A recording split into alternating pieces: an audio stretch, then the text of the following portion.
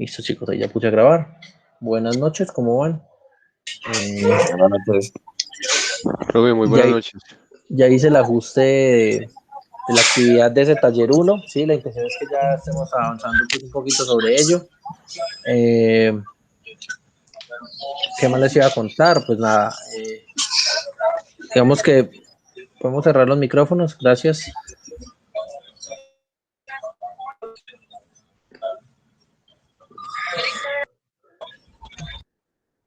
Listo, chicos, entonces, pues primero, pues para contarles que digamos que de las actividades anteriores, pues espero que hayamos sacado buen provecho, ¿sí?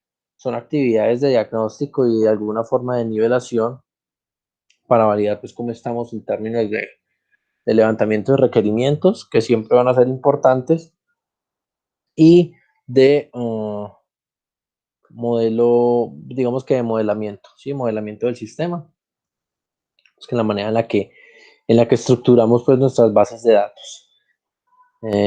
Como siempre voy a ser muy insistente, de una buena base de datos va a depender en buena parte pues de una buena salud también del aplicativo. Una mala definición de una base de datos nos puede complicar bastante la vida, nos puede complicar la lógica, nos puede complicar muchas cosas pues asociadas. Eh, bueno, ¿qué más les cuento, chicos? Vamos a llamar a lista para validar quiénes estamos y quiénes faltan. Y acto seguido pues arrancaremos entonces la clase. 25 de febrero. Aguirre Vanegas, Juan Camilo. Presente, profe. Vale.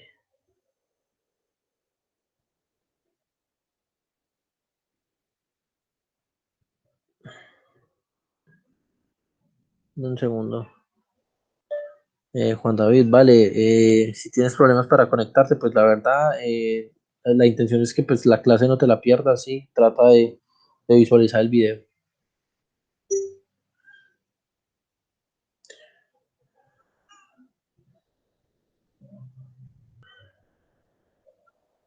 ¿Listo? ¿Acá quién llegó? Juan David, justamente. Vale. Listo, es que sí supe que hoy en la tarde, no sé si era con el operador Claro, con el operador Tigo, o si fue con los dos operadores, había intermitencia en varios sectores de la ciudad, ¿sí? De hecho, aquí donde yo estoy también hubo intermitencia en las horas de la tarde y algunos compañeros de trabajo también experimentaron problemas. ¿Listo? Vamos a seguir llamando a lista. Bueno, Aguirre Vanega ya estuvo, Diego no puede venir, Juan David Duque acaba de llegar, Sí, señor. Jonathan García, Sí, señor, presente. John Mauri, Presente, profe. Alexander, Presente, profe. José Orlando, Presente, profe. Cristian Camilo, Presente, profe. Luisa Fernanda, Presente, profe. Alexander Posada, Presente, profe. Danilo Ramírez, creo que también reportó problemas, y Homero Vanegas. Presente, profe. Bueno, listo. Vale, perfecto. Entonces vamos a guardar los cambios de esta asistencia y ya está. Bueno, listo, chicos. Entonces les decía pues que digamos que espero que estas clases iniciales que hemos tenido pues relacionadas con ingeniería de software y con todo esto que ustedes probablemente dirán que de pronto no les puede gustar o que de pronto lo pueden encontrar un poco repetitivo. Digamos que esas son actividades que muy probablemente vamos a tener que realizar siempre que estemos trabajando, ¿sí? Entonces, muy importante pues que digamos que tengamos nuestra capacidad analítica y nuestra capacidad de modelamiento pues digamos que en buenos términos y bien habilitada y bien capacitada para que en el momento en el que tengamos que hacer una actividad de esta, pues la podamos hacer sin ningún problema y podamos establecer modelos de entidad-relación y modelos relacionales en últimos o modelos de bases de datos, si van a utilizar bases de datos no relacionales, que cumplan pues con las necesidades que se están pidiendo, ¿sí? Y que siempre tratemos de satisfacer pues esas necesidades. Aquí vamos a hablar de términos de calidad más adelante. Que va a ser muy importante, chicos, pues digamos que estas dos actividades que vimos en las primeras clases, como tal, que era la de tomar el de la declaración de ámbito, especificar unos requerimientos y levantar un modelo de entidad-relación, digamos que son actividades que se vieron en software 2 y que también vamos a ver en software 3. Digamos que aquí en software 3, como para tratar de dar un alcance y para tratar de cerrar la materia, lo que vamos a hacer es que nuestros proyectos, los cuales van a arrancar de cero, ¿sí? No va a tener ningún proyecto que vaya a arrancar de una fase inicial, sino que vamos a hacer proyectos de cero, pero vamos a hacer proyectos cuyo alcance, digamos que esté cubierto y que se pueda cubrir mejor dentro de la ejecución de este curso, dentro del paso de este curso. Entonces, no nos vamos a estresar, podemos hacer una base de datos grandota, pero pues digamos que en algún momento, cuando definamos los temas de lo que vayamos a trabajar, pues lo que vamos a hacer es justamente definir digamos que cierto submódulo o ciertas tablas para presentar ciertas pantallas, digamos que hacer muchas cosas asociadas a esas pantallas, pero no nos vamos a extender, es decir, no vamos a hacer aplicativos con 15, 20 o 30 pantallas, probablemente vamos a hacer aplicativos con 5, con 6 o con 8 pantallitas, pero que digamos que tengan las funcionalidades bien diversas para poder, digamos que analizar bien el alcance del mismo y tratar de ver funcionalmente como muy bien definido y muy completo lo que sea que vayamos a plantear. ¿Listo? Eso por un lado. Lo otro, yo ya les había comentado que en esta asignatura, que en Ingeniería de Software 3, tenemos unos temas, ¿sí? Unos temas para realizar unas exposiciones, ¿sí? Esas exposiciones están relacionadas con temas de calidad, con temas de calidad más primordialmente, y con temas digamos que de maduración de procesos, ¿sí? Eh, obviamente, esto va a ser pues un tema, digamos que es un tema como paralelo, pero también pues vamos a tener toda la parte de ingeniería de software, tendiente pues hacia la parte de desarrollo, de construcción de pruebas y de gestión de la configuración. Entonces, lo que vamos a hacer es tratar de cubrir toda esta temática, ¿sí? Y para ello vamos a definir unas exposiciones. Las exposiciones son 2, 4, 6, son 7 exposiciones que vamos a plantear. 2, 4, 6, 7, sí señor, 7 exposiciones. Diego Castro no vino hoy y creo que Danilo tampoco, ¿sí? Pues como no vinieron hoy, hagamos que ellos dos tengan un tema, que ellos desarrollen un tema, que desarrollen un tema que sea grande, ¿sí? Que hagan una muy buena sustentación. Entonces, ellos van a hablar de modelos CMMI, lo van a hacer Diego Castro y Danilo Ramírez. Vamos a definir a ver cuántas parejas salen, porque pues hay unos temas que sí son, pueden ser individuales. ISO 9126, Square, Spice, Scampi,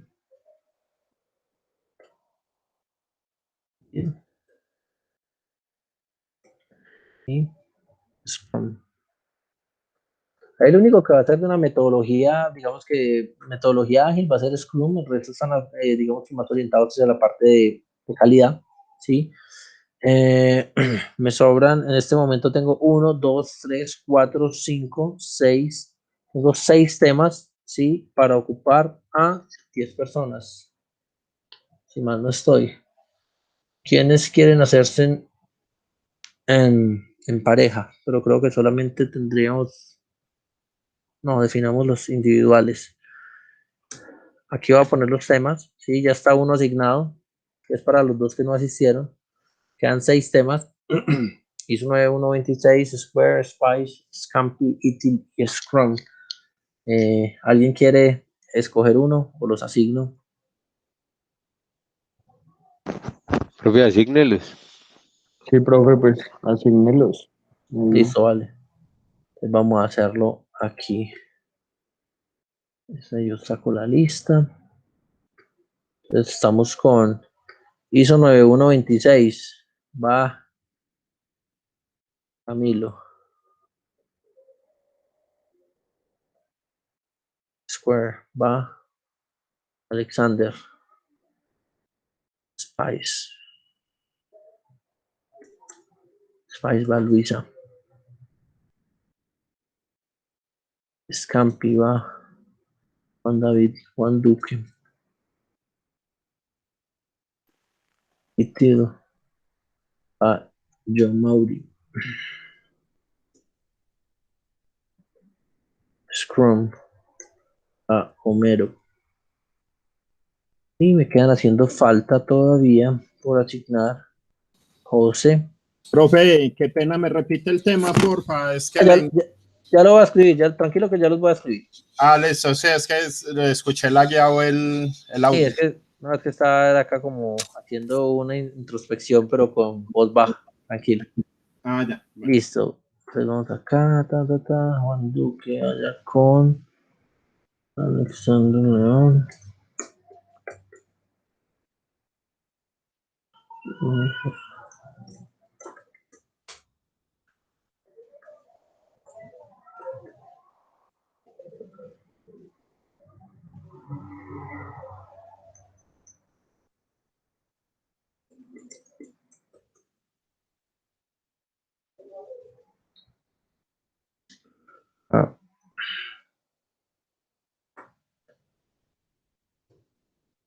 Alexander Posada con Juan Camilo. Camilo Orozco.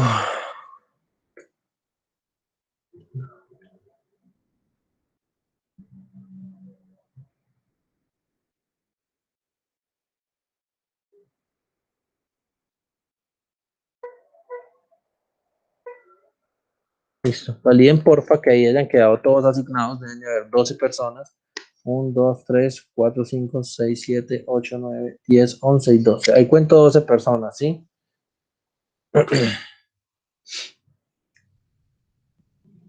Entonces sería CMMI. Va Diego Castro con Danilo. ISO 9126 va Camilo Orozco. Square va Alexander Posada y Juan Camilo Aguirre. Spice va Luisa Osorio y Jonathan García. Scampi va con Juan Duque y Alexander León. Y Til va con John Mauri y José Londoño. Y Scrum va con Homero, ¿sí? Obviamente los temas que están aquí en parejas, yo espero unas exposiciones, pues obviamente muchísimo de mayor, vamos que con muchísimo más alcance y muchísimo mayor nivel. Voy a escribirlas de una vez en la plataforma para que ya quede oficializado. Vamos a colocarlo aquí. Profe, perdón, ¿dónde está esa lista? En el chat. ¿No Ok. Ya, es que estaba en el que chat no. en el chat lo envié y ya lo voy a colocar también en el curso.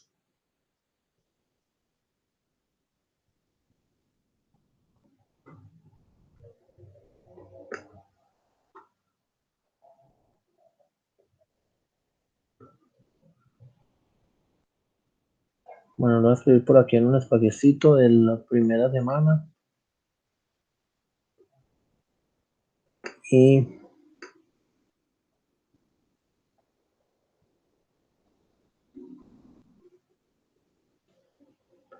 añadir acá una etiqueta. Profe, ese va a ser el parcial de la tercera semana. Digamos que esa va a ser la nota del segundo parcial. O sea, estas posiciones son para ¿Segundo la parcial? semana ¿O primero? 6. Segundo. Segundo. Eso va a ser Ajá, para la sí, semana 6. sí, señor, para la semana 6. Lo estoy definiendo de una vez porque luego se nos olvidan. Y pues la intención es que ustedes tengan tiempo para prepararlo y que conozcan con anterioridad pues el temita, ¿vale?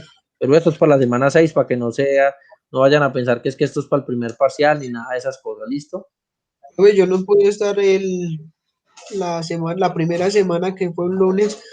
¿Para cuándo quedaron los exámenes? ¿Para el jueves o para el lunes? No, quedaron para el jueves.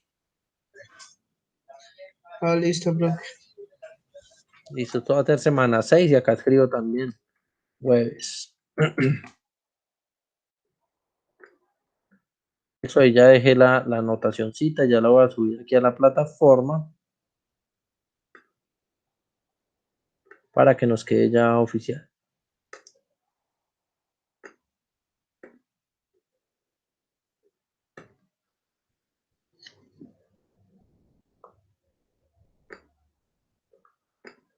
Listo, chicos. Entonces ahí ya tenemos esta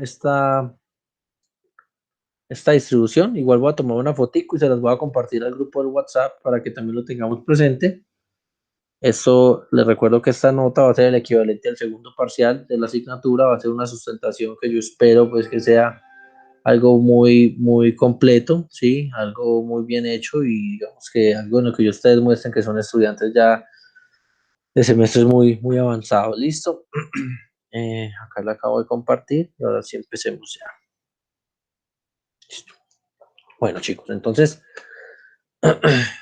bueno, lo que les decía, esa parte de las actividades pues, de modelamiento y de levantamiento de requisitos, eso va a ser el pan nuestro de cada día en todas las personas que tengan que tener actividades relacionadas con la ingeniería de software, con el desarrollo de software, ¿sí? Entonces, digamos que este tipo de actividades no nos deberíamos ni asustar, ni le deberíamos, digamos que le tendríamos que tener o tomar cierto cariño porque son actividades que de alguna forma siempre van a estar pues relacionadas con nuestro quehacer, ¿listo?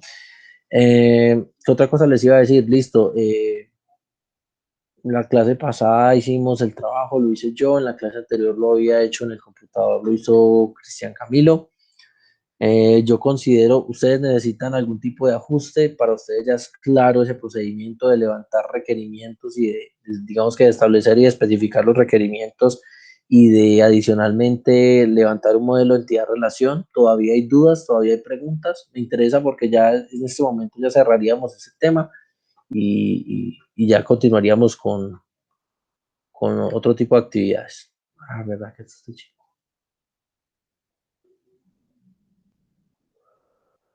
Pero yo creo que está claro. Listo, bueno, aquí voy a hacer una modificación. Snyder, tú eres de Armenia, ¿cierto?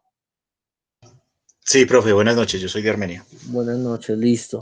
La verdad es que acabamos de establecer y no me acordaba que, porque tú no estás en lista aún, no me acordaba que estabas en el curso, pero entonces te voy a agregar al grupo D. Vas a hacer la sustentación con Homero, ¿listo? Luego se toman los datos, el tema que ustedes van a tratar de especificarnos acá y de explicarnos muy bien va a ser Scrum, ¿sí? La metodología Scrum, y eso lo vamos a hacer en la semana 6. Esa va a ser la nota equivalente a el segundo parcial de la asignatura. ¿Listo? Entonces espero una exposición muy chévere.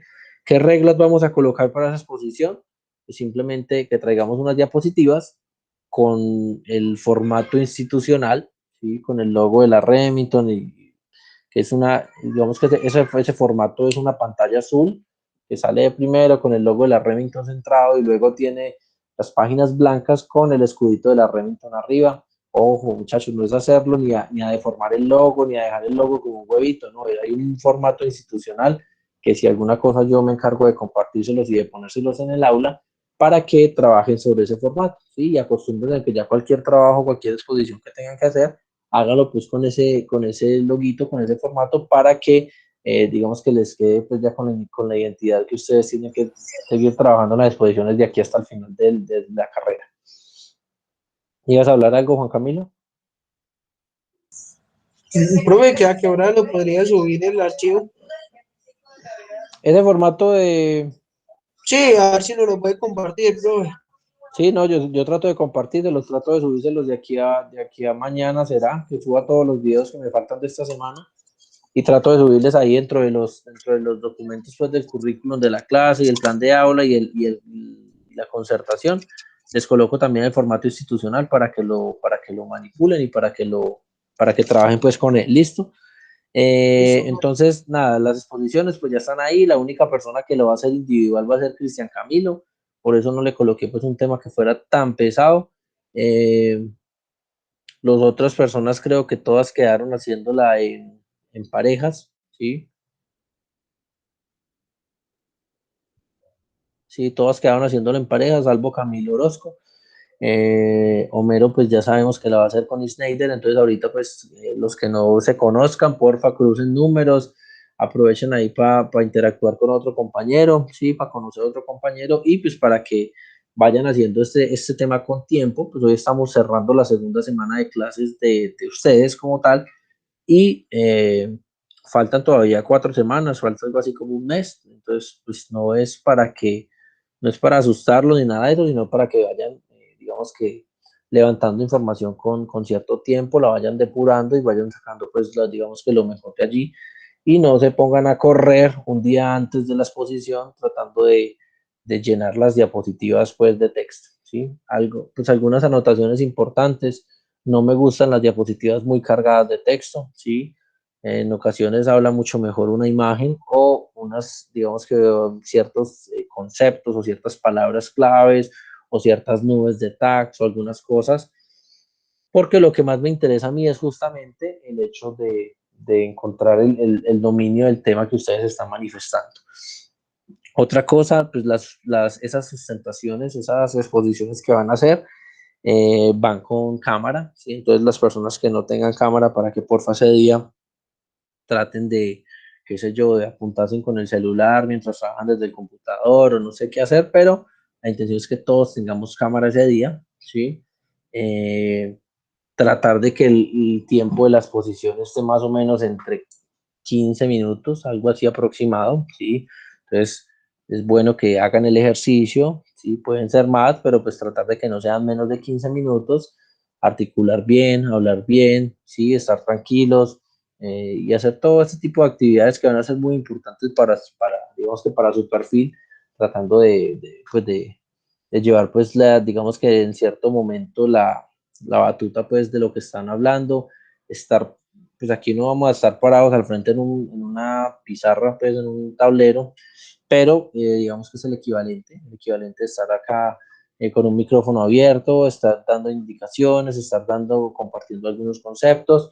Entonces, en ese orden de ideas, pues yo no busco que salgan aquí a leer, ¿sí? Porque pues para leer todos podemos hacerlo. Es que lo que se busca es una exposición que tenga cierto dominio del tema la persona y que nos comparta conceptos y nos comparta, digamos que de una manera fluida y de una manera pues que se note pues que haya algún tipo de aprehensión entre lo que investigó y lo que está compartiendo. ¿Listo? Eh, Básicamente eso es lo que yo busco para ese día. Y la otra regla para esta sustentación es que van a traer unas diapositivas, sí, pero cada persona o cada pareja, mejor dicho, el responsable de cada tema va a traer adicionalmente un documento, ¿sí? Un documento, un worksheet o alguna cosa así, en el cual, digamos que tengan información relevante sobre la exposición que ustedes están haciendo. ¿Y esto por qué? Pues porque el tema de la exposición fácilmente podría ser parte del examen final de la asignatura. Entonces, digamos que el espacio va a estar abierto para que ustedes me envíen a mí esos archivos antes de la exposición, ¿sí? Y en la exposición pues me compartan sus diapositivas y yo lo subo a la plataforma. Y con eso pues todas las personas van a tener el acceso a las diapositivas de todos y también a los documentos que cada uno va a presentar. ¿Listo? Entonces, básicamente, chicos, esas son las reglas del juego. Está lejos esa exposición, sin embargo, pues la intención es que lo vayan preparando con calma, que vayan haciendo sus búsquedas a tiempo y que no se vayan a dejar cargar de trabajo hacia el final. ¿Por qué se los digo? Porque hacia el final de la asignatura, pues seguramente vamos a trabajar con pruebas, vamos a trabajar con desarrollo, entonces probablemente vayan a necesitar el tiempo más para hacer un desarrollo que de pronto para invertirle demasiado tiempo a la investigación. Pues podrían de pronto ir de alguna forma eh, repartiendo ese nivel de exigencia durante todo el semestre para que no queden con una exigencia bajita acá y acá al final un pico imposible y trasnochando y reventándose. ¿Listo? Entonces, hacia allá va mi apunte y hacia allá va pues la idea de plantear esta situación desde hoy. ¿Listo? ¿Alguna duda, alguna pregunta con respecto a esta asignación, chicos? Profe, yo tengo una duda, pero aparte de eso, el proyecto que se va a realizar, el desarrollo, Sí. ¿se va a hacer con esas parejas que definimos para este trabajo? ¿O cómo va a ser este? Pues de hecho el proyecto que vamos a hacer para esta asignatura a mí personalmente me gustaría hacerlo individual, ¿sí? Vamos a tratar de validarlo, a ver si podemos hacerlo individual, ¿sí? Digamos que para estas exposiciones, pues se da la forma de trabajarlo así, pero para la parte final, a menos que algo cambie en el camino, yo pensaría que ese proyecto lo vamos a hacer de manera individual. Listo, profe. Muchas gracias. Vale, listo, chicos. Bueno, muchachos, entonces, si no hay dudas, si no hay preguntas, entonces vamos a proseguir. Vamos a proseguir entonces con la asignatura. Bueno, digamos que de pronto los que tengan pues algo de experiencia en desarrollo y seguramente en otras asignaturas de ingeniería de software, en las mismas que he dado yo y las que he dado también el profesor, creo que es Camilo y todos, digamos que dentro de la literatura se habla mucho de un modelo, ¿sí? Que es un modelo de cascada, ¿sí? O que también se llama, sí, modelo waterfall, y que es un modelo en el cual se contemplan 5 etapas bien diferenciadas del desarrollo de software, ¿sí? Esas 5 etapas como tal, digamos que están muy marcadas y pues que desde un principio se los dije que ingeniería de software 1, por ejemplo, estaba haciendo referencia a la primera etapa, que era la etapa de análisis y de levantamiento de requerimientos, ¿sí? Que la segunda etapa era la etapa del diseño y que estaba muy relacionada con ingeniería de software 2, hablando pues de las materias de la asignatura pues de acá de la Universidad de la Remington. Y aparecía ingeniería de software 3 cubriendo los 3 frentes que quedaban haciendo falta, ¿sí? Que eran construcción, QA, que es el aseguramiento de la calidad o pruebas, y la parte de gestión de la configuración, que en otras partes se llama implementación o implantación, perdón. Resulta que, digamos que viéndolo de esa forma, ¿sí? Y haciendo una especie de símil o de comparación o de analogía más bien, entre ese modelo que se establece, ¿sí? Que en el que de pronto hemos estado involucrados desde cierto momento, porque pues digamos que tuvimos una ingeniería de software 1, los que lo hayamos hecho, en el cual levantábamos unos requerimientos, en los cuales hablábamos con quién, con un cliente o con unos clientes. Con esos clientes los entrevistábamos, hacíamos encuestas, le hacíamos preguntas a partir de eso, después de muchas actas y de muchas reuniones y de muchas especificaciones, llegábamos y nos sentábamos y levantábamos unos requerimientos y a partir de esos requerimientos pues podíamos hacer de pronto unos diagramas de casos de uso, podríamos hacer ciertos diagramas y empezar pues digamos que avanzar en ese orden como de prioridades y en ese orden de definiciones, siempre arrancando desde lo más genérico, ¿sí? Claramente esas interacciones con los clientes a veces no son tan fluidas como uno quiere, porque pues no siempre uno va a tener relación con usuarios o con clientes que digamos que de alguna forma tengan conocimientos técnicos en ingeniería de desarrollo o en desarrollo de software o en ingeniería de sistemas o en cualquier situación de esa. Entonces, muy probablemente el nivel de la información que te arrojen no va a ser un nivel tan, digamos que agregándole un componente técnico muy alto ni agregándole pues un nivel muy técnico, sino que va a estar más bien relacionado con la parte funcional, ¿sí? Va a estar relacionado con el conocimiento que él tiene de un negocio que es susceptible a ser tecnificado o que es susceptible a generar un aplicativo a partir de él. Y digamos que es algo importante conocer o tratar de equiparar esos dos saberes, ¿sí? Porque pues el ingeniero, digamos que está buscando extraer toda la información, extraer todos los datos, extraer toda la información relevante que me pueda aportar ese usuario, ese cliente, ¿sí?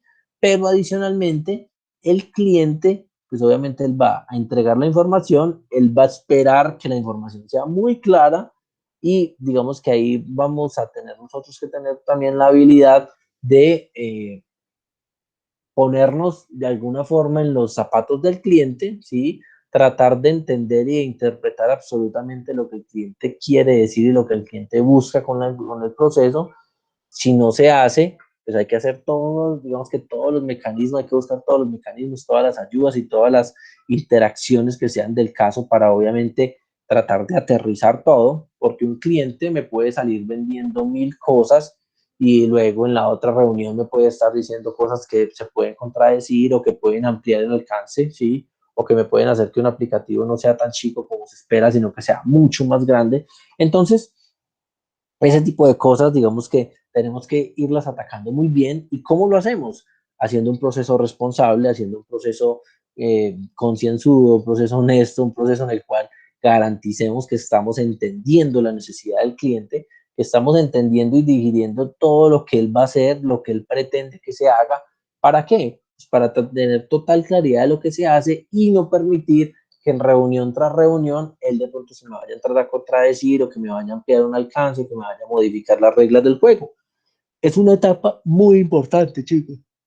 Disculpen. Es una etapa muy importante, es una etapa demasiado importante y es una etapa que a veces, de pronto nosotros cuando somos estudiantes, no se afronta con el rigor y con el nivel de exigencia que lo amerita, ¿sí? Es una etapa en la cual prácticamente se sentan las reglas del juego para todo lo que es el desarrollo, el proceso de desarrollo de software, ¿sí? Si yo no llego, si yo me siento con Alexander León y él necesita hacer un aplicativo de lo que sea, ¿sí? Un aplicativo de una liga de patinaje, de un equipo de fútbol, de un salón de clases o de lo que sea, si yo no me siento con él y si yo no trato de entender y si yo no trato de preguntar y de indagar y de aprovechar esos espacios en los cuales el cliente está en su rol funcional compartiendo todos los insumos y todos los conocimientos y todos los temas que él necesita, pues ¿qué va a pasar? Que yo muy probablemente me quede con una idea vaga, ¿sí? O me quede con malas interpretaciones o me quede con interpretaciones incompletas. ¿Qué va a pasar? Pues nada, el cliente en este tipo de modelos, y ahorita vamos a hacer una analogía con los modelos que de pronto son un poco más ágiles, ¿sí? Que son de metodologías ágiles. Eh, ¿Qué pasa? Que el cliente, digamos que de alguna forma, va a estar muy en esa etapa inicial y muy probablemente esté en etapas intermedias en las cuales se hagan algún tipo de validaciones o algún tipo de entregas parciales, lo cual no, pues digamos que no es que sea mandatorio, pero pues que muchas veces sí se hace, que se invita de pronto a una reunión al cliente para hacer avances, para mostrar algún tipo de mejora, algún tipo de elementos pues que se están incorporando, pero no vamos a tener, digamos que, algo desarrollado completamente, ¿sí? ¿Qué pasa? Chicos, pues que pueden darse muchos problemas. El primer problema es que no hayamos entendido los requerimientos, ¿sí? Y peor aún, que no los hayamos aclarado. ¿Por qué? Porque nos quedamos con malas interpretaciones y nosotros vamos a seguir adelante y vamos a hacer un aplicativo que va a funcionar como nosotros creímos que era, ¿sí? Entonces, eso es lo primero. Puede ser algo grave porque podemos sacar un aplicativo que sea muy bueno, pero que no hace lo que busca el cliente. Entonces, por ahí podría haber un problema. ¿Sí? Otro problema, ¿cuál es? Nada, pues que el cliente en cada reunión me cambie los requisitos, que yo, digamos que yo no tenga una herramienta para defenderme o para tratar de que él me los define y me los establezca y me los deje quietos, ¿sí? Y eso me va a implicar ciertos reprocesos en el momento en el que yo estoy haciendo el proceso pues, de análisis, el proceso de desarrollo. ¿Por qué? Pues porque yo voy a hacer una parte, ¿sí? Y luego el cliente llega a la siguiente reunión y me cambia algo, entonces me toca ir a mirar los requerimientos, esos requerimientos volverlos a cambiar y volverlos a hacer y en algún punto me voy a ir con algo fijo, ¿sí? Y puede que eso parcial o totalmente no cumpla lo que se está buscando. Entonces también sería un problema y es un problema delicado y es un problema que se puede dar en la medida en la que uno no sea tan ordenado, ¿sí? Y en la medida en la que uno en ciertas ocasiones, pues obviamente sea estricto con el cliente, ¿sí? ¿Qué pasa? Hay muchas empresas que digamos que tienen el proceso de levantamiento de requerimientos, ¿sí? Se reúnen con un cliente, el cliente entrega requerimientos, se hacen varias reuniones de requerimientos, y en una de las reuniones me cambiaron 10 de los 20 requisitos, ¿y yo qué hago? Pues listo, me cambió 10, qué pena, señor. Ya, yo tengo acá un acta en la que dijimos que nos íbamos con estos requisitos, ¿sí? Entonces, nos vamos con estos y solamente con estos requisitos. Y cualquier requisito que usted me establezca de manera adicional, digamos que va a ser un cambio de alcance. Entonces, o se lo cobro aparte o le saco esto con lo que tiene aquí y para una segunda iteración o para una segunda etapa o para una segunda versión, le metemos eso y usted me lo paga y me lo vuelve a pagar. Entonces, digamos que son cosas que se pueden dar ¿sí? Y digamos que el cliente, la relación con el cliente es negociable, pero pues obviamente no, tampoco podemos permitir que el cliente, digamos que por la indecisión o porque no le presta tanta atención a las reuniones o porque no tiene la idea muy clara o por cualquier razón que sea, nos vaya a venir a cambiar la regla del juego cada que tenemos una reunión, ¿sí? Entonces, ese tipo de cosas las tenemos que tener también muy presentes. Ahora, hay empresas que llegan y dicen, una reunión me cambió los requisitos, otra reunión me volvió a cambiar los requisitos, otra reunión me volvió a cambiar los requisitos. Entonces, ¿qué pasa? No se comprometen cuando ya digan, listo, cliente, vamos hasta esta reunión, lo que se define hasta esta reunión, eso es lo que es. Y si me los cambió 20 veces, pues 20 veces se los cambio, pero todo ese tiempo que yo estoy incurriendo se lo cobro, ¿sí? Porque el mismo cliente no tiene claridad sobre ello y pues obviamente yo no, digamos que ese trabajo que yo estoy haciendo reunión tras reunión tratando de especificar requerimientos y me los cambian y digamos que de alguna forma se tiene que cobrar, ¿sí? Entonces digamos Profe, que, sí, dime. disculpe, una consulta ahí, en caso tal de que de pronto el cliente quiera cambiar algo y ya esté documentado y el cliente desista del proyecto. Bueno, pues digamos que eso se podría llegar a dar siendo pues una cosa pues grave, ¿cierto? Digamos que eso podría tener manejo, ¿sí? Si tú ya tienes un acta cerrada con los requerimientos, ¿sí? Digamos que hay unos acuerdos y en ciertas partes, como las fábricas, se llaman acuerdos de niveles de servicio, en los cuales, digamos que uno le alcance. Ah, listo, vamos con esto. Fírmeme usted y firmo yo que ya estamos completamente de acuerdo y no sé qué más cosas. Digamos que de alguna forma yo tengo que garantizar que el cliente se comprometa con la versión que está allí para poder especificar algo. Si el cliente ya se enrabona, se pone bravo, mejor dicho, madrea o hace lo que tenga que hacer, pues ahí ya se podrían dar dos cosas, ¿sí? Uno ya le propone alternativas. Uno le dice, bueno, si esa vaina es tan crítica para usted, pues venga, yo la modifico, pero vamos a modificar el acta, vamos a modificar los tiempos y vamos a hacer entonces, no, listo, pues entonces vamos a tratar de ese alcance ya, digamos que yo lo había cotizado por 5 por 10 millones, pues con ese alcance ya vale 14 o 15 millones. Digamos que tratando de modificar esos pactos iniciales, ¿sí? Obviamente tratar de respetarlos, ¿sí? Eso es muy difícil que una cosa se vaya pues desde el principio con los mismos requerimientos, porque hay requerimientos que ni el mismo cliente tiene el conocimiento completo y que pueden ir madurando en la medida en la que se realizan pues estos contactos iniciales. Lo que dice, creo que Alexander aquí, de cláusulas del contrato, sí, también. Digamos que de alguna forma mientras más documentación y mientras más, por decirlo de alguna forma, mientras más me cure yo en salud con el cliente, pues obviamente va a ser una salvaguarda, va a ser un punto para yo resguardarme, porque el cliente ya se comprometió a algo, se comprometió a un dinero, se comprometió a unos requisitos, se comprometió a unos tiempos, aceptó unos tiempos, entonces digamos que todo eso podría estar allí. Ahora, si el cliente ya digamos que desiste del proyecto, pues eso digamos que ya también de alguna forma él seguramente va a analizar porque tú sabes que cuando hay un acuerdo entre dos partes, ¿sí? Ya eso pues en términos legales, si hay un acuerdo entre dos partes y yo ya firmo un contrato que yo le voy a hacer un aplicativo y el cliente también se me compromete, seguramente habrán cláusulas, no sé, o sea, arras o algún tipo de penitencia o algún tipo de penalización en la cual el cliente se echa para atrás, pero listo, se echa para atrás, pero me tiene que dar el 50% del desarrollo o me tiene que dar el 25% de la plata del desarrollo, ¿sí? Entonces, digamos que de alguna forma uno tiene que tratar de salvaguardarse con ello y también el cliente, porque si yo soy la persona que le va a hacer el aplicativo y yo a la mitad le digo, no, sabe que yo ya no le voy a hacer eso y yo ya recibí plata o alguna cosa, pues seguramente en ese proceso yo también voy a tener que hacer o pagar una penalización como desarrollador o como empresa prestadora de servicio.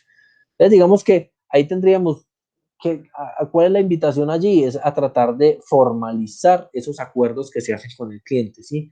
Tratar de que, bueno, listo, que tengo mucha confianza con él y que yo todo lo hago de palabra y que no sé qué, sí, pero por más que las cosas las haga de palabras, porque es mi amigo, porque es mi hermano, porque es un familiar o por lo que sea, traten siempre en la medida de lo posible digamos que, de tener puntos o de tener documentos o de tener correos o de tener cualquier cosa que me permita evidenciar que hay acuerdos entre las partes, ¿sí? Y que las cosas van a hacerse, digamos que cada vez que haya un avance significativo, siempre va a tener una autorización o una aprobación o algún visado que va a tener de parte del cliente, ¿sí? Y pues en la medida de las posibilidades, si se pueden hacer contratos, cuando se va a hacer un software, hacer contratos y tener cláusulas y todo eso, pues obviamente va a ser mucho más serio el vínculo y va a ser mucho más, más vinculante, porque van a haber documentos en los cuales se hablan de acuerdos entre las partes y acuerdo de voluntades para poder hacer algo. El cliente que necesita hacerlo y el usuario o la empresa prestadora del servicio que va a ofrecer el servicio. Entonces, digamos que hay que tratar de ser cuidadosos con eso y tratar de formalizar tanto como sea posible esos vínculos entre clientes y empresas o entre clientes y desarrolladores si son independientes para evitar ese tipo de sorpresitas, que no dejan de ser sorpresas desagradables. ¿Listo? Vale, chicos. Entonces, bueno, entonces estábamos hablando, ¿sí? Que asociado pues a ese modelo, ¿sí? A esa importancia de esa primera fase, aparece un concepto, ¿sí? Un concepto muy importante que se conoce como el ciclo de vida del software, ¿sí? Entonces, cuando se habla del ciclo de vida del software, digamos que son todas esas etapas que están desde el momento en el que nace una necesidad, ¿sí? Hasta el punto en el cual se implanta una necesidad resuelta, ¿sí? Entonces me explico, ¿sí?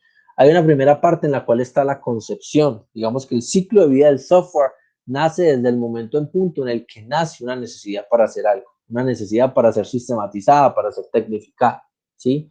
Entonces normalmente llega un cliente que puede tener cualquier dominio en cualquier saber, puede ser un abogado que quiera hacer alguna agenda o alguna cosa para los juzgados, o puede llegar un cliente que sea simplemente, qué sé yo, un dueño de un supermercado que quiera hacer algún tipo de desarrollo particular con unas necesidades puntuales que él tiene, o bueno, lo que ustedes se quieran imaginar, ¿sí?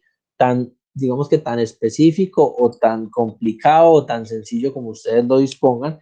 Entonces, ¿qué pasa, chicos?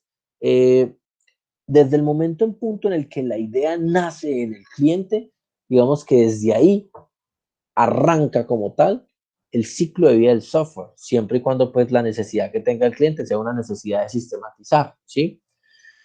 Luego, después de esa fase en la cual digamos que está como la concepción como tal de la necesidad, ¿sí? Resulta la necesidad, es una necesidad de sistematizar o de tecnificar algo, ¿sí? En este caso, pues vamos a hablar de desarrollo de software, porque pues claramente es el hilo conductor de esta asignatura, ¿sí? Todos los procesos de ingeniería de software. Entonces, se identifican ciertas situaciones en esa concepción, ¿sí? Se trata de hacer un acompañamiento. Normalmente, en las etapas más tempranas del software,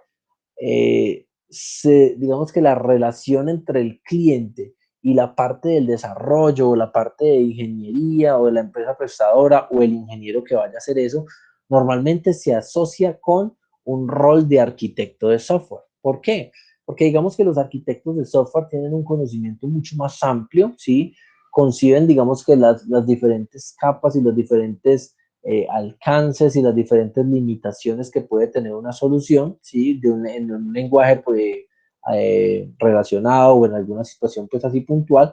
Y digamos que ellos tienen muchísimo más experiencia tanto en el tema de agregarle ese componente técnico a esos requisitos que pueden llegar tan escuetos y tan, digamos que en un lenguaje tan común como sea posible.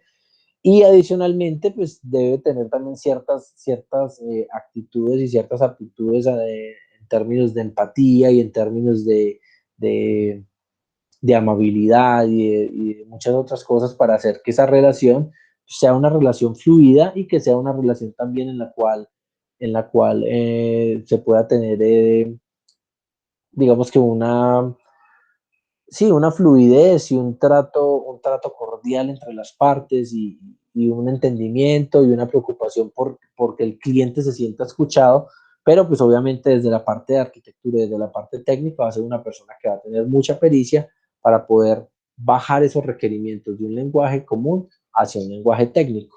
¿Por aquí alguien escribió? Seguro de responsabilidad civil de TICS. Bueno, sí, pues La verdad yo no conozco pues términos, yo tengo esposa abogada, pero pues de responsabilidad civil no conozco, sin embargo sé que cuando hay contratos de por medio, contratos con el Estado y contratos entre partes, normalmente hay pólizas que se, que se pueden exigir, ¿sí? De parte y parte para, digamos que para salvaguardar las inversiones que se van a hacer. Entonces yo entiendo que por ahí puede ir el aporte de Homero acá en el chat, ¿sí? Esas pólizas de responsabilidad. Bueno, acá no está hablando de responsabilidad extracontractual, bueno, ya estamos hablando ya de términos, ya de leyes que ahí ya se me salen del alcance, pero sí sé que hay pólizas que se pueden, digamos que se pueden sacar con el fin de salvaguardar, digamos que la responsabilidad del contratista o por la responsabilidad de la persona que está realizando las cosas, ¿sí? Pero también, digamos que también podría estar comprometida la otra parte, ¿sí? La parte que se está encargando de entregar pues, el requisito. Vamos que formas de salvaguardarnos seguramente van a existir muchas. ¿Qué es lo importante? Lo importante es tratar de evitar dejar las cosas, digamos que en términos orales, ¿sí? En términos de, es que yo hablé tal día con él y él me dijo eso. Uy, no, eso es súper delicado, porque resulta que los clientes sufren de amnesia, ¿sí? Y en muchas ocasiones simplemente no se acuerdan por conveniencia o si de pronto dijeron algo y se quedaron cortos en la explicación, pues entonces listo, entonces no hay, no me acuerdo, yo no dije eso, ¿sí? Y va a ser mucho más fácil para un cliente tratar siempre en la medida de las posibilidades, de sacar digamos que, de exonerarse de ciertas culpas, sobre todo cuando de pronto en los levantamientos de requerimientos, digamos que no fueron tan severos como uno esperaría. Entonces, ese tipo de situaciones, chicos, ese tipo de situaciones se pueden dar, pero también se pueden evitar, ¿sí? Bueno, entonces hablando ya de la fase del ciclo de vida del software, pues digamos que tenemos una concepción, y en la concepción básicamente es desde el momento en punto en el que nace la necesidad de algo, de ser sistematizado, de ser tecnificado, de ser desarrollado en un cliente y se miden ciertos riesgos y se tratan de mitigar y se tratan de identificar pues puntos importantes. Luego aparece pues la fase de los requerimientos, ¿sí? En esa fase de los requerimientos pues claramente también va a tener que interactuar un líder técnico o un arquitecto normalmente, en el cual digamos que ahí ya aterrizamos todos esos requerimientos que están en lenguaje común a requerimientos mucho más técnicos, ¿sí? A tratar de identificar entidades, a tratar de identificar posibles módulos que vamos a tener y a tratar de identificar pues todas esas situaciones. Yo ya ahí podría entonces de pronto ir decantándome por, por qué recursos voy a tener, qué recursos voy a trabajar, de pronto tiempos, complejidades, hacer ciertas estimaciones y ciertas planeaciones, obviamente desde una perspectiva muy teórica todavía, pero pues también con un componente técnico altamente, ¿sí? Luego aparece digamos que dentro del ciclo de vida del software aparece una etapa que es la etapa de diseño, entonces creo que ya se los había dicho en otra parte. Siempre que yo estoy hablando tanto en el ciclo de vida del software como en el modelo de cascada, ¿sí?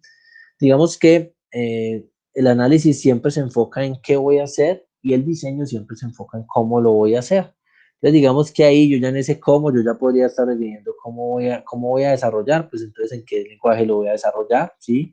Eh, Podría ser prototipos, podría ser maquetación, podría ser definir estructuras de arquitectura, podría definir, bueno, ya aspectos básicos, por ejemplo, como la definición de un modelo entidad-relación, podría estar definiendo diagramas de secuencia, o sea, podría estar haciendo muchas actividades que tienen, digamos que, consistencia y relación con la fase de diseño que se ve en la ingeniería de software, ¿sí? Entonces, digamos que con muchos elementos y muchos diagramas que se vieron en la clase de Ingeniería de Software 2, ¿sí? Diagramas de actividades, diagramas de secuencia, modelo de entidad-relación, prototipos no funcionales o prototipos funcionales dependiendo de cómo los estés pidiendo, ¿sí?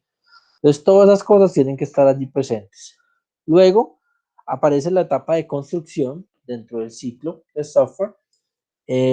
Normalmente está, pues obviamente, digamos que el foco de esta etapa normalmente está relacionada con los desarrolladores, ¿sí? Hay algo muy importante aquí, chicos. Ustedes dirán, qué pereza hacer tanta cosa, o sea, voy a acompañar en una concepción del proceso, voy a levantar unos requisitos, voy a levantar un diseño, voy a levantar una construcción, qué pereza todas esas vainas, sabiendo que yo soy el que voy a tener que desarrollar, pues de una vez que me diga qué es lo que quiere hacer y yo se lo programo. Grave error, ¿sí? Por varias razones. Pues primero, digamos que el que implementa y el que desarrolla como tal, es muy probable que tenga conocimiento técnico para codificar y para resolver problemas, digamos que por medio de la codificación en un lenguaje específico, sobre el cual él tiene buen dominio, ¿sí? ¿Qué pasa? Las fases anteriores, primero, las hace un ingeniero que tenga un conocimiento, digamos que mucho más macro, que es lo que hablábamos, que es un arquitecto. Y segundo, son etapas que no necesariamente las hace la misma persona. Es decir, puede que el análisis me lo haga un ingeniero A, el diseño me lo haga un ingeniero B y la construcción me lo hagan los ingenieros de la C a la Z, ¿sí? ¿Qué pasa con eso? ¿Qué quiere decir esto, chicos? Que cada etapa tiene que tener, digamos, que el suficiente nivel de rigor y el suficiente nivel de completitud y de especificidad para poder decir, listo, el aplicativo está completo, todo está correcto, todo está claro. Y digamos que son fases que aunque la gente diga que está perdiendo tiempo porque está haciendo mucho papel, porque no tira una línea de código, porque mire, llevo 3 semanas haciendo documentos y no he podido tirar una línea de código, son etapas que claramente están orientadas a enfocar y a enfilar esos esfuerzos, a tratar de hacer una definición muy seria de todos los requerimientos y de todo lo que busca el cliente para poder en algún momento sentar a una persona a codificar, una persona que probablemente no tenga conocimiento, que no haya estado en las reuniones previas, que no tenga conocimiento de esas fases anteriores, pero que sí tiene dominio en esto. Y digamos que con el diseño, con esos diseños técnicos, se trata en muchas ocasiones de entregar las cosas, pues digamos que no hechas, pero sí digamos que muy, muy bien especificadas y como muy bien masticaditas, por decirlo de alguna forma, para que el codificador como tal tenga esa función claramente identificada y pueda ir a generar por medio de líneas y haciendo uso de la sintaxis respetando la sintaxis de un lenguaje de programación, puede hacer sus desarrollos, ¿sí? Luego, dentro de ese ciclo del software, hasta ahí, chicos, ¿hay dudas? Digamos que aquí estamos hablando pues algo muy genérico. ¿Hay dudas? Si todas si hay dudas, me cuentan, porfa. No, profe. No, yo todo está claro. Vale, perfecto, listo. Entonces, luego aparece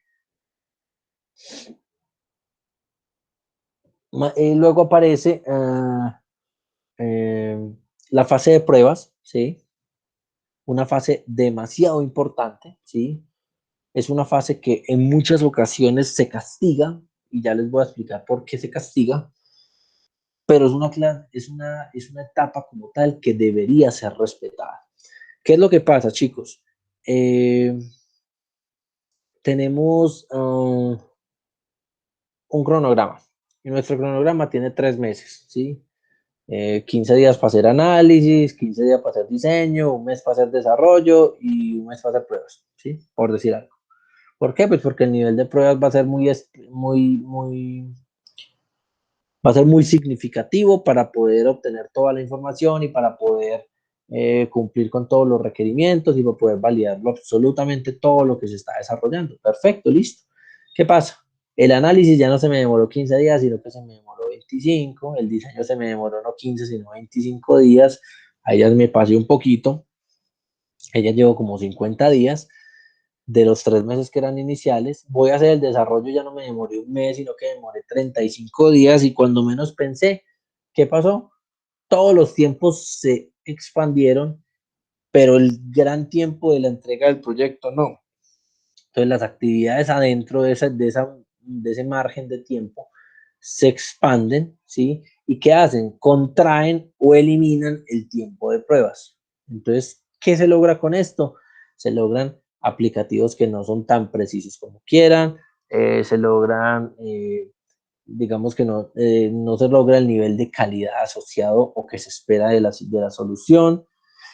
Se pueden obtener problemas en el desempeño, se pueden obtener problemas en la eficacia de los procesos. Cuando hablo de desempeño, estoy hablando de rendimiento.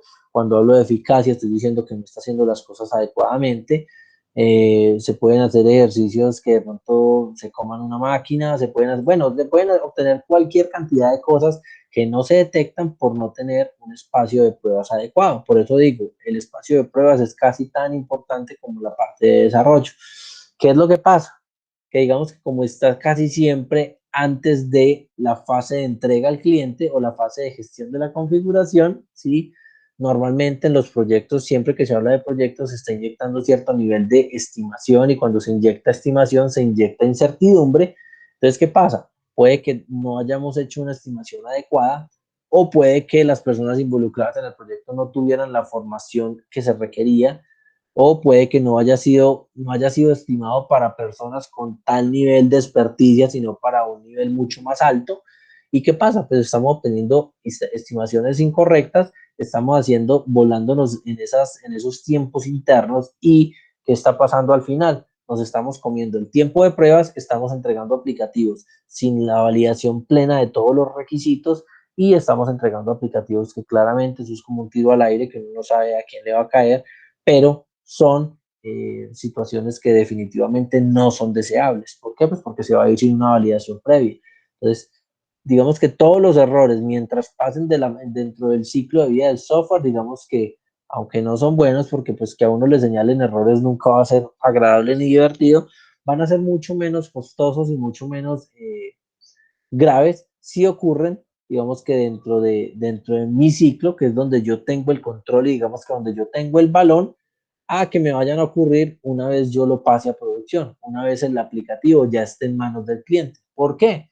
Porque obviamente el cliente le va a afectar la operación, ¿sí? Le va a afectar, probablemente pierda la confianza en el desarrollador, ¿sí? Probablemente pueda tener, digamos que la representación de pérdida de dinero porque puede ser un aplicativo crítico que maneje dinero y que no esté, al no estar oportuno y al no estar disponible, pues simplemente va a repercutir pues en situaciones negativas para el cliente. Entonces, ese espacio de pruebas es bastante importante, pero es un espacio de pruebas que en muchas ocasiones tiende por contraerse, por reducirse, por disminuirse, a veces de una manera muy significativa, que lo cual es, digamos que no es deseable y puede acarrear muchos problemas con ello. ¿Listo? Y dentro de esa fase del ciclo, digamos que ya viene la fase que en muchas ocasiones se llama gestión de la configuración, en otras se puede llamar una fase de transición, en otras se puede llamar una puesta en producción, y que no es más que eso, no es más que tomar ya, digamos que los aplicativos de las fases preproductivas, que normalmente pueden ser ambientes de pruebas o ambientes de desarrollo, a veces se hacen en ambientes de desarrollo y las pruebas se hacen también en ambientes de desarrollo. A veces hay ambientes diferentes de pruebas y de desarrollo y se hace digamos que el movimiento entre ambiente y ambiente para luego, después de pasar por él o los ambientes preproductivos, vayan hacia un ambiente productivo y ya digamos que quede del lado del cliente, ¿sí? Claramente es muy importante identificar eso, chicos.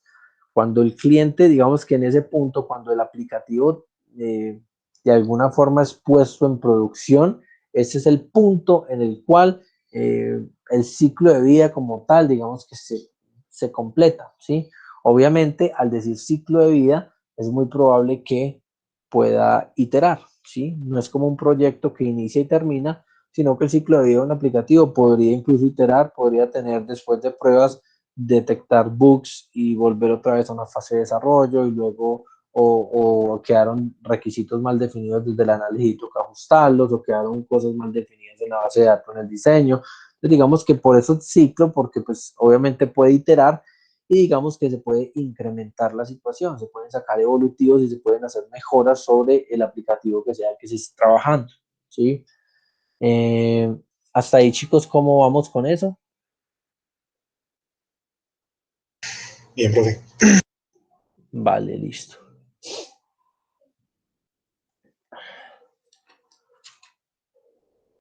Bueno, voy a trabajar este par de temitas Y bueno, voy a atacar este par de temitas y creo que con eso vamos a ir como dándole cierre al tema o a la clase, ¿sí? Listo, entonces hablando pues de todo lo que es, digamos que ese ciclo de vida del software, ¿sí? Digamos que en analogía con esas 5 etapas del modelo de cascada, ¿sí? Cuando yo hablo de modelo de cascada, siempre estoy hablando del modelo tradicional y el modelo que probablemente académicamente sea el que más se imparta, que es el modelo en el cual tengo análisis, diseño, construcción o desarrollo, pruebas y implementación o implantación o paso a producción o como sea que lo conozcan, ¿sí? Entonces, siempre que yo estoy hablando del ciclo de vida del software, estoy tratando de hablar de unas etapas que tienen mucha relación con él. Sin embargo, pues tiene la particularidad de que el ciclo de vida del software puede ser iterativo, ¿sí? Que puede, digamos que de alguna forma, irse madurando, ¿sí? Ahora, tengo esa metodología es rígida, ¿sí? Digamos que cuando no estoy hablando del ciclo del software, sino simplemente de la metodología en cascada, es una metodología rígida. Cuando yo hablo de rigidez, ¿a qué me refiero? Vamos, que es una metodología en la cual yo no puedo trabajar el diseño, ¿sí? Yo no puedo saber cómo voy a hacer algo si yo no tengo qué voy a hacer primero. Entonces, digamos que son etapas que son, digamos que son mandatorias haber pasado por la etapa anterior, ¿sí? Si voy a levantar un requerimiento, pues levante el requerimiento bien y cuando pase, cuando termine toda la situación y lo tenga completamente claro, pase entonces a la etapa de diseño. Y cuando tenga la etapa de diseño terminada y completa, pues ahí ya vamos a pagar de pronto una fase de construcción. ¿Qué tiene esto? ¿Qué conlleva esto? Mejor dicho, esto es algo que es más rígido, ¿sí?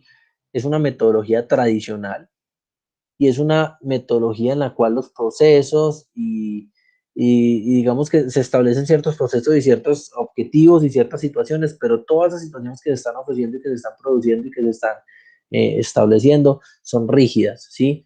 Casi siempre tienen un antecesor y tienen un predecesor y todo está así muy bien marcado, todo está muy bien estipulado. Entonces, digamos que las fases de esas etapas pueden estar orientadas a los objetivos, entonces digamos que fácilmente se podrían medir los objetivos, ¿sí? Pero al estar tan rígido y al estar tan definido y al estar como tan cuadriculado, por decirlo de alguna forma, ¿sí? Podríamos estar incurriendo en problemas, en asignaciones de recursos, ¿sí? Yo tengo un ciclo para hacerlo en 6 meses, ¿sí? Y yo el análisis lo necesito hacer el primer mes, pero ese análisis necesito un ingeniero específico porque no me lo puede hacer nadie más, ¿sí? Dentro de la empresa no tengo una persona acá, digamos que con el mismo perfil para ir a levantar esos requerimientos, ¿sí? ¿Qué pasa? Si esa persona está ocupada y yo de verdad no puedo utilizar a nadie más, hasta tanto él no se desocupe, yo no puedo darle inicio al proyecto, por ejemplo. Puede que yo tenga el ingeniero para que me haga el diseño, pero si yo no tengo el ingeniero para que me haga el análisis y me haga el levantamiento de mis requerimientos, pues ¿qué va a pasar? Pues que simplemente yo no puedo arrancar en el paso 2 cuando el paso 1 es tan vital, es tan importante, yo no puedo realizar. Entonces digamos que ese tipo de situaciones son complejas, son situaciones que claramente no son deseables, ¿sí? Y son situaciones que se tienen que prever, ¿sí? Entonces, siempre como tal, es una secuencia estricta de las situaciones, es una secuencia hasta tanto yo no termine esta etapa y no tenga, digamos, unos entregables de cada etapa. Ah, y eso es otra cosa, cada etapa de estas tiene un entregable asociado, ¿sí? Pues cuando yo termine mi análisis, ese análisis va a ser un documento de análisis que yo voy a entregar para que los responsables del diseño tengan un apoyo teórico y técnico y puedan trabajar en él. Entonces, digamos que ahí como tal, es muy estricto, es muy rígido, ¿sí? Y, y al ser una secuencia como tal, pues se corre el riesgo de generar desfases como los que hablábamos ahorita. Si el análisis está planeado por una semana y se me gastó 3, pues claramente el aplicativo en alguna parte voy a tener que hacer algún tipo de ajuste para poder recuperar ese tiempo, ¿sí? O voy a tener que hacer acuerdos de entrega con el cliente para moverme en el tiempo, lo cual podría traer consigo penalizaciones, lo cual podría traer consigo que el cliente de pronto pierda confianza y credibilidad en la persona o en la empresa que lo está haciendo. Entonces son situaciones que necesariamente no son deseables, ¿sí? Y algo muy importante de este tipo de metodologías es que el cliente no hace parte del equipo de trabajo, ¿sí?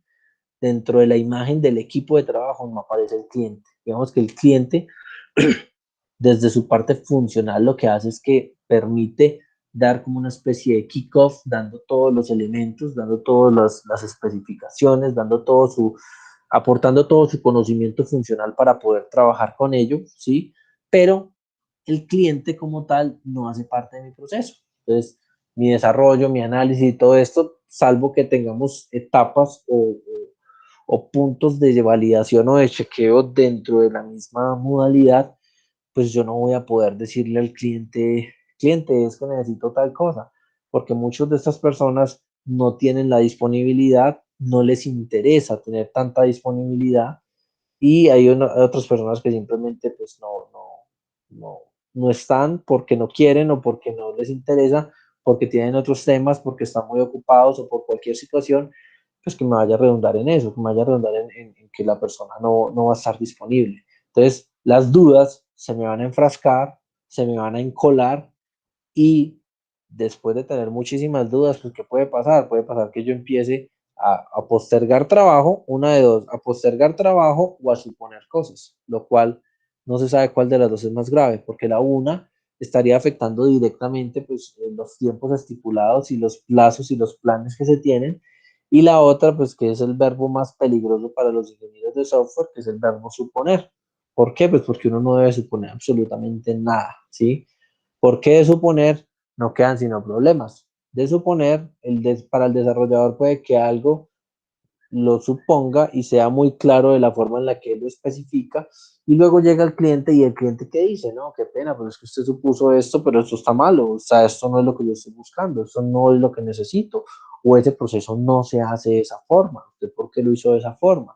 ¿Por qué no me habló? ¿Por qué no me consultó? Entonces digamos que ahí se podría dar ese tipo de situaciones, los cuales pues obviamente no van a ser agradables, podrían tener resultados costosos, ¿sí? Podrían tener resultados de, qué sé yo, entregar un aplicativo dentro de los plazos, pero que no haga lo que necesita, por ejemplo, o podría entregarse en aplicativos con alcances parcialmente logrados, lo cual también sería pues grave, o simplemente no se llegan a las fechas. Entonces, por donde sea, va a ser importante contar con el cliente, pero pues digamos que en este modelo el cliente va a ser un poco más difícil de acceder, va a ser un poco más difícil de contactarlo y no va a ser parte pues como tal del equipo de trabajo, ¿sí? Dentro de, eh, digamos que ahí hablando pues en términos de la metodología tradicional, que es la que estábamos hablando ahorita, ¿sí? Voy a hablar un poquitico de metodologías ágiles, pero de esas metodologías ágiles pues no voy a tocar mucho Scrum, porque pues espero que Homero y Snyder hagan pues una muy buena sustentación, entonces no me les voy a comer el tema, pero digamos que dentro de las metodologías ágiles, digamos que hay varias características que la hacen deseable, que la hacen pues, que cada vez más personas la quieran utilizar, la estén utilizando y la quieran seguir utilizando. Y algunas de esas etapas son, por ejemplo, digamos que la característica pues importante y relevante es que son incrementales, ¿sí? Entonces digamos que el ciclo como tal de esas metodologías ágiles permite ir madurando ciertos procesos, ¿sí? Me permite, por ejemplo, pues yo no voy a decir que tanto así como hacer un diseño y un análisis en paralelo, porque pues digamos que algunos elementos sí se necesitan ahí con cierta antelación.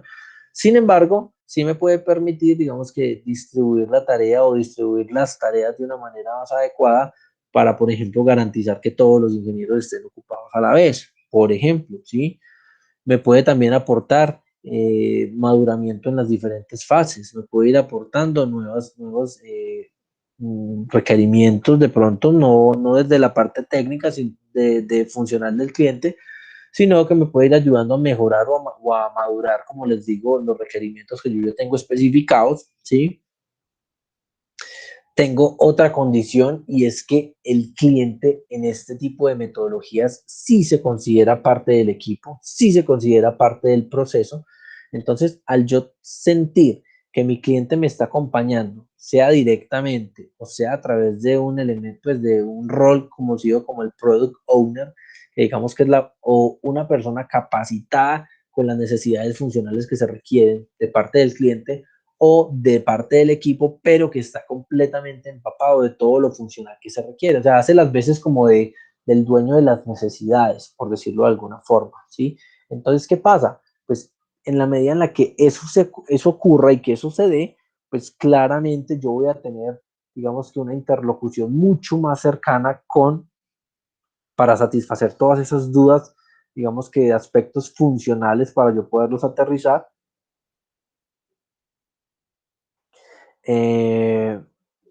Entonces son situaciones pues que claramente se puede mejorar todas esas relaciones y esa comunicación con los clientes y se puede hacer un proceso mucho más fluido, un proceso mucho más ágil, un proceso mucho más dinámico y un proceso en el cual, digamos que la rigidez no sea como el elemento más significativo del mismo. Entonces, digamos que dentro de esas metodologías ágiles, en muchas partes se habla de un manifiesto ágil, que es sobre algo sobre lo cual nace justamente la metodología ágil más utilizada, que es Scrum, ¿sí? Entonces, digamos que ellos tienen ciertas principios, ese manifiesto ágil tiene ciertos principios o ciertas premisas, las cuales son importantes de analizar, pero como les digo, las vamos a analizar por encima porque pues esto seguramente va a ser parte de la sustentación. Entonces, uno de los premisas que tiene es la adaptabilidad y la agilidad, ¿sí? Entonces, ese manifiesto ágil, digamos que está orientado hacia, digamos que hacia procesos, ¿sí? Que, que fluyan, ¿sí? No vamos a decir que el manifiesto ágil o que las metodologías ágiles simplemente me están diciendo no haga documentación, porque eso sería un error y sería, digamos que sería algo incorrecto, sería una imprecisión, pero digamos que el rigor en cuanto a términos de documentación sí se baja un poco, ¿sí?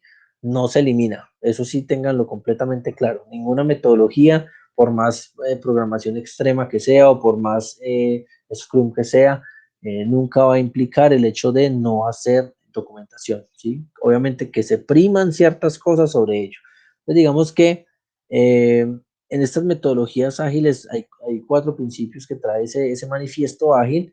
El primero es que son más importantes los individuos y las interacciones versus los procesos y las herramientas externas. Digamos que es un proceso que se centra mucho más en la fluidez, en las personas, en las herramientas de comunicación, ¿sí? Que digamos que en los procesos rígidos, en los procesos estáticos, en el uso de herramientas, digamos que en procedimientos largos, extensos y que de alguna forma sean rígidos y que no me establezcan o que no me aporten a mi gran cosa, ¿sí? Otra parte de ese manifiesto ágil es el software funcionando versus la documentación exhaustiva, ¿sí? Tenerlo claro y entender que cuando yo hablo de software funcionando, pues obviamente estoy hablando de software con un nivel adecuado de pruebas, con un nivel adecuado pues de documentación, pero que eso va a primar o va a estar por encima de simplemente sacar documentación y documentación y documentación sin tener una línea de código, pues y un año sacando documentación. Digamos que tampoco, o sea, es como tratar de buscar un punto intermedio en el cual, listo, perfecto, que el software me funcione, ¿sí? Pero que la documentación exhaustiva no haga parte, pues, digamos que sea como el elemento diferenciador o el elemento, pues, que más se marque allí. Algo muy importante también es que considera que es más importante la colaboración del cliente y con el cliente que la negociación, ¿sí? Puede que yo vaya a hacer un aplicativo y ese aplicativo, listo, ese aplicativo vale $1.000.000. Ah, perfecto, lo vamos a hacer, ¿está? Pero el cliente jamás participó de la realización del aplicativo. Conseguir al cliente era complicado, nunca estaba, siempre estaba en otras reuniones, siempre estaba viajando, nunca estaba disponible. Cuando le preguntábamos a ellos se demoraba muchísimo para contestar. Entonces, digamos que ese cliente como tal no hacía parte de mi proceso, era un cliente que efectivamente entregaba se hacían negociaciones muy interesantes, pero esas negociaciones interesantes, digamos que no venían acompañadas digamos que de ese rol de, de, de calmar las dudas, ¿sí? De responder dudas, de responder preguntas, de aclarar nuevos procesos, de aclarar dudas que existieran allí en el proceso. Entonces, son situaciones que el de manifiesto ágil, digamos que premia o trata de alguna forma de resaltar, ¿sí? Digamos que centrándose en los procesos, centrándose en la parte funcionando, centrándose claramente en la colaboración y en esas sinergias que pueden salir en los equipos de trabajo, ¿sí? Y lo otro es que se centra también mucho en la respuesta al cambio versus el seguimiento a un plan. O sea, es necesario hacer planes, claramente es necesario hacer planes, son vitales, ¿sí? En muchas ocasiones tenemos que hacer planes, pero digamos que no pueden o no tienen por qué ser planes muertos, o sea, planes que no sean dinámicos, ¿sí? Yo puedo hacer una planificación, ¿sí? Y si yo veo que esa planificación, como se trazó inicialmente, no me va a generar o no me va a entregar los resultados que yo estoy buscando para ciertas cosas, pues entonces yo tendría que, de alguna forma, como líder o como desarrollador o como lo que sea, tratar de responder a los cambios que se van dando en el mismo, ¿sí? Si yo veo que, por ejemplo, hay un tema que me está respondiendo o que se está trabajando de una manera mucho más ágil y hay otro tema en el cual tenemos problemas completamente. Yo podría mover un desarrollador de un área a otra para que vaya y soporte esa situación o para que si una persona se me fue yo pueda traer a otra persona. O sea, mejor dicho, tratar de estar siempre dispuestos a responder al cambio y a responder al cambio de una manera ágil, ¿sí? Entonces, ¿qué está hablando de esto? Digamos que si lo vemos así de una manera muy, digamos que muy superficial, digamos que con todas estas metodologías ágiles lo que se está centrando es en las personas, ¿sí? En las interacciones, en la comunicación, ¿sí? Y en esa flexibilidad o esa capacidad de responder al cambio y de ser adaptables a una situación que de pronto suponga algún tipo de reto, que suponga algún tipo de riesgo y que siempre tratemos de estar justamente tratando de evitar que esos riesgos y que esos impactos nos vayan a golpear de manera negativa y de manera grave en lo que estamos haciendo. Entonces, siempre lo que se está buscando justamente es tratar de disminuir el riesgo, tratar de mitigar el riesgo, tratar de mitigar la incertidumbre asociada a un proceso de estimación, como normalmente se hace. Todas estas situaciones están orientadas a ello, ¿sí? No sé, chicos, si hasta el momento hay dudas, si hay preguntas de lo que hemos hablado hasta el momento.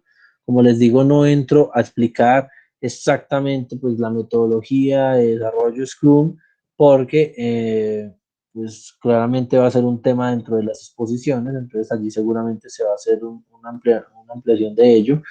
Sin embargo, pues si hay dudas en este momento, me interesaría escucharlos para poder, si tengo la respuesta, dárselas y si no, pues tratar de buscarlas y de compartírselas por algún medio. Entonces, porfa, si tienen algo para decir, los escucho.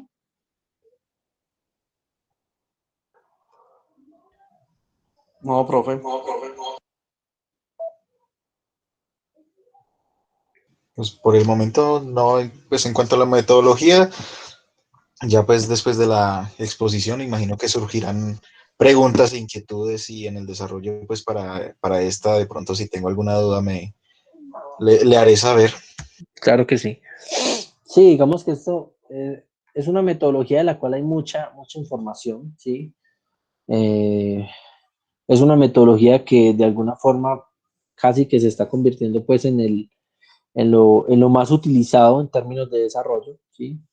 Y es una metodología que relativamente es sencilla de aplicar, pero pues digamos que tiene ciertos cambios a nivel de paradigmas y a nivel de paradigmas de programación y a nivel de paradigmas de trabajo en equipo, los cuales son importantes pues superar y que todo el mundo esté hablando de lo mismo, ¿sí? Es algo muy importante. El aspecto de comunicación es bastante importante, el aspecto de adaptabilidad es bastante importante, la respuesta a los cambios claramente lo es, ¿sí? Entonces digamos que yo puedo trazar el camino más feliz, yo puedo trazar el camino mejor planeado, mejor estudiado, mejor estructurado del que se pueda, pero en algún momento ocurre un imprevisto, claramente todo lo que implique el hecho de desarrollos o de proyectos de software va a traer consigo asociados elementos que inyectan, como les decía ahora, inyectan imprecisiones e inyectan incertidumbres, ¿sí? Y ese tipo de situaciones, claramente, pues con metodologías como esta se tratan de superar, ¿sí? Dentro de las metodologías ágiles, digamos que también y muchas veces también utilizando Scrum, ¿sí? Se mezcla con unos tableros de Kanban, ¿sí? No sé si de pronto ustedes hayan escuchado. Esos tableros de Kanban, no sé si de pronto los han escuchado o los han visto, los utilizan en muchas áreas, normalmente asociados a temas de proyectos o a temas de desarrollo de software, pero también podrían estar asociados a cualquier otra temática que sea, pues, que uno quisiera identificar. Y esos tableros de Kanban, no sé si los han visto, tienen algunas columnas como especificando tareas, a veces los trabajan con Post-it, otras veces los trabajan directamente dentro de una herramienta casi siempre son colaborativas. Y digamos que los rótulos de las filas son, no sé, lista de requerimientos o backlog. Tengo una que se dice en proceso, tengo una que se dice en pruebas, tengo una que se dice hechas, tengo otras que se dice bloqueadas y pueden aparecer con esos rótulos tanto en español como en inglés, ¿sí? De cualquiera de las dos formas. ¿Qué es lo que pasa o qué es lo que se busca con ello? Digamos, asociando pues las metodologías ágiles como Scrum, ¿sí? Y usando estos tableros de Kanban, entonces digamos que si lo vamos a hacer con Post-it, ¿sí? Para hacerlo pues como si fuera en un tablerito así, yo coloco todas las tareas que implique el desarrollo de cierta actividad, ¿sí? O de cierto proyecto, y todas esas tareas yo las coloco con un nombre de un responsable y las ubico en, digamos que en la columna inicial, ¿sí? Entonces a Alexander le asigné la tarea 1, entonces Alexander coge esa tarea y la coloca digamos que en la parte de desarrollo. Luego Cristian cogió otra y pum, y la movió también por la parte de desarrollo. Luego Cristian se bloqueó por algo, entonces mandó la tarea a bloqueo y especifica obviamente qué pasó con eso. Entonces en el post, no, tenemos problemas con tal y tal cosa, tan, y listo. Entonces a Cristian se le asignó otra tarea de desarrollo. Alexander o cualquier persona cogió la tarea de desarrollo y hizo un desarrollo y lo pasó a pruebas. En esa parte de pruebas se dice, entonces a quién se le asignó, no sé qué más cosas, bla, bla, bla. Esa persona de pruebas se encarga de identificar bugs, ¿sí? Lo cual lo podría mandar nuevamente a la fase de desarrollo o a la definición de una columna que diga bugs o soportes o repeticiones o lo que sea o reproceso, o lo podría mandar a la parte que está ok. Y de esa forma se va moviendo visualmente el flujo de las tareas asociadas a un equipo de desarrollo o a un equipo de proyectos y se van moviendo esas tareas de las diferentes columnas de esos tableros o de esos tablas, ¿sí? ¿Para qué? Pues para garantizar que todas las personas, digamos que gráficamente estén observando exactamente cuál es el panorama o el horizonte o el dibujo claro de mi proyecto en términos de asignaciones, en términos de desarrollo, en términos de trabajo y en términos de cumplimiento de las actividades, ¿sí? No sé, ese tipo de tableros en muchas ocasiones uno los utiliza y ni siquiera se da cuenta, no sabía que hacían parte de metodologías ágiles o que hacían parte de este tipo de trabajos, ¿sí? Chicos, ¿hay dudas? ¿Hay preguntas? Profe, una Sí, preguntita. cuéntame. En cuanto a las posiciones, si tenemos alguna duda o de pronto algún material de apoyo, ¿usted puede colaborar con eso? ¿O todo es, digamos, pues como entre la pareja de la exposición? Sí, la intención es que la intención es que ese trabajo se haga la intención es que el trabajo se haga de parte de ustedes, tanto la labor investigativa, las referencias bibliográficas y absolutamente todo. Digamos que por eso estamos dando un poco más de tiempo. Dentro del programa del curso creo que aparece una referencia muy light y muy corta de cada uno de los modelos, pero pues la intención es buscar un poco más de rigor en la exposición. Listo, profe. Listo, chicos, ¿hay dudas? ¿Hay preguntas de lo que vimos hoy? No, profe, todo claro. No, profe, hasta el momento. Profe, yo tengo pues una pregunta referente a lo de los temas. Sí, claro. Pues yo iba a trabajar Scrum, inicialmente me había colocado solo, pero posterior Sí, mencionó que lo trabaja creo que con el compañero de Armenia. Sí, señor, así es. Con Schneider, sí, con él lo vas a trabajar. Y conmigo. Ok. ¿Listo? Vale, ¿hay más dudas? ¿Hay preguntas, chicos?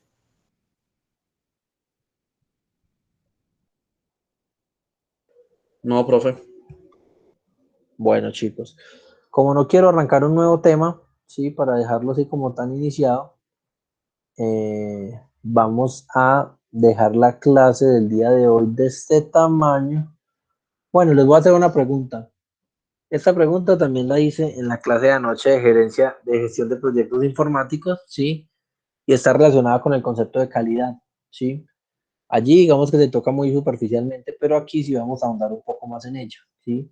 Entonces, me interesa mucho que ustedes de alguna forma me digan o sea, a qué asocian con el elemento calidad. Cuando ustedes les hablan de calidad en algo, ¿a qué hace referencia o a qué ustedes consideran que se está haciendo referencia? Y ojo, no estoy hablando de calidad de software, estoy hablando de calidad en cualquier término, ¿sí? Tengo unos zapatos de calidad, tengo una tela de calidad, tengo una camisa de calidad. ¿Qué se les ocurre o qué se les viene a la mente cuando Profe, pues hablando del tema de calidad, paso acá, listo. Hablando del tema de calidad, pues es un concepto que manejas como le dijera, como la gestión que se hace ante los procedimientos estándares. Entonces, es tener un procedimiento de calidad para dar inicio a cualquier actividad que uno tenga, tener unos protocolos estandarizados de trabajo para que haya como un orden como tal, cosa de que si una persona está haciendo cierta función, ese PET que me establezca a la nueva persona cómo se hacen ciertas labores, sin necesidad de que haya capacitación, porque a veces se ve en las entidades de que una persona realiza una labor mucho tiempo y de pronto falleció, se enfermó y lo ingresaron a una UCI o renunció porque le salió un trabajo en otra ciudad y no hubo tiempo de contratar a otra persona y capacitarla en lo que estaba haciendo, pero entonces tener como esos protocolos estandarizados de trabajo para que pueda acoplarse fácilmente a lo que se está haciendo. Entonces, pues esto es básicamente pues un sistema de gestión para establecer todo este tipo de protocolos, estándares, procedimientos, formatos. Ok, vale, perfecto. Muchas gracias, Homero. Sí, o sea, lo que tú dices claramente es una definición más asociada de pronto al tema de gestión de la calidad, ¿cierto? De sistemas de gestión de la calidad, en la cual claramente hay una definición de procedimientos, de procesos, de estandarización, de nombramientos, de reglas, de estándares, de cumplimiento de normas, bueno, todo ese tipo de cosas, de protocolos y que están asociados claramente a un sistema de gestión de calidad y lo cual está bien, ¿sí? Pero ahora, bajemos esa definición a un término mucho más digamos que más de una experiencia normal. Por ejemplo, yo me voy a comprar unos zapatos y yo digo, bueno, digamos que tengo dos zapatos, ¿sí? No conocen la marca de ninguno de los dos, ¿sí? Pero a partir digamos que de la manera en la que uno los mira, los observa, los cuadra, los toca, los ve, los mide por un lado, por el otro, un zapato es digno de decir que es de calidad y el otro no. ¿Qué tipo de atributos o qué tipo de consideraciones ustedes emplean para poder decir que uno es de calidad y el otro no? Por ejemplo, ¿sí? Los materiales. Podría ser los materiales, ¿cierto? Podría ser El diseño. el diseño, ¿sí? Podría ser, digamos que Que sean unas medidas estándar, porque hablando pues de ese tema, pasa mucho de que uno va a comprar unos zapatos, ejemplo, talla 40, 42, y usted compra el 42 original y es la misma medida de un 42 que no es original. O ejemplo, compra un 40 y se lo va a medir y resulta que en estándares reales es un talla 38 porque no conservan como esas medidas de tamaño como tal. O por ejemplo la ropa. Usted se va, ejemplo, a un almacén, un remate, a comprar una camiseta de 10.000, 5.000, de 10.000, siendo de la tela de buena calidad, una talla L sería, muchas veces el tamaño viene reducido y usted va a comprar una L y, ay, pero venga, ¿por qué L si yo soy S? Ajá. Y usted se va para Gino Pascali y la S le queda ancha, pero se Ajá. va para otro almacén donde de pronto es la misma camiseta, más económica, pero la S le queda ajustada de ombliguera. Ajá. Vale. Listo, chicos. Ahí solamente era un textico introductorio para que vayan pensando en términos de calidad. Por acá veo que también John Mauri me dice la eficacia en la que algo hace determinada tarea. Sí, bueno, está bien. Vamos a dejar el tema hasta allí y en la clase siguiente arrancamos ya con el tema de calidad, ¿vale? Entonces, chicos, nada, muchísimas gracias por la asistencia, por la participación. En 8 días, no, en 8 días no, el lunes nos vemos, ¿sí? Recuerden que el taller 1 está abierto hasta el día domingo para que por favor lo realicen. Ya se puede subir a la plataforma. Si alguien no había podido subirlo, puede hacerlo porque ya modifiqué el tipo de actividad y ya lo permitió subir. Y nada, chicos, quedo muy atento a cualquier indicación que me hagan vía WhatsApp. Muchas gracias y nos vemos entonces en la próxima clase. Hasta luego. Hasta luego, gracias. Chao, que estén bien. Hasta luego.